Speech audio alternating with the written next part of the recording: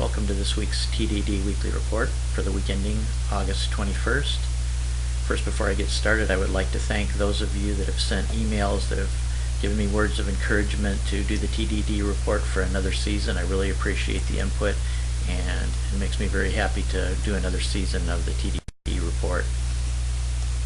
First up, for you fans of Mythbusters, which I am definitely a fan, and if you're a fan of Kari Byron, she is getting her own spin-off show. Now, they haven't given a lot of publicity to this, but evidently it starts just in a couple of days on the Science Channel. It's going to be at 4 p.m. in the afternoon. The show is called Head Rush.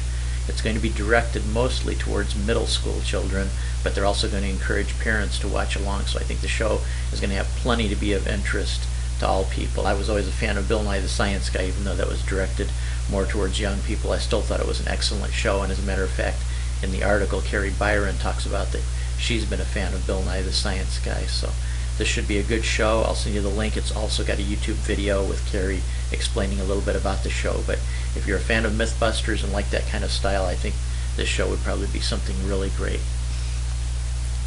Next up, there is an artist called Dalton Ghetti I would like to share with you. This comes also from my correspondent, MC1 Yellow Dog.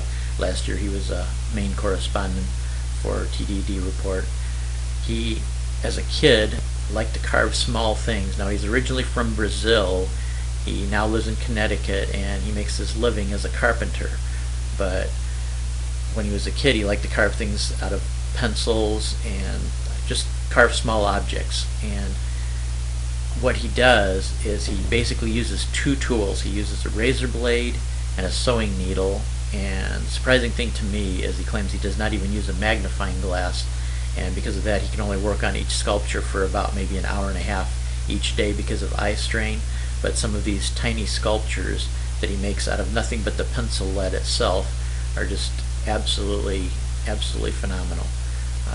I just cannot even imagine the expertise it takes to do something like this, and many of them are small tools. Being that he's a carpenter, he has sculptures of small tools, but I'm mostly fascinated just with the chain links and stuff like that he does. That is just really great. So anyway, I'll end the show right now. I'll make this one a short one for the first show, and I will just end the show with showing a few more of his pictures. So take care, everybody, and I will catch you next week.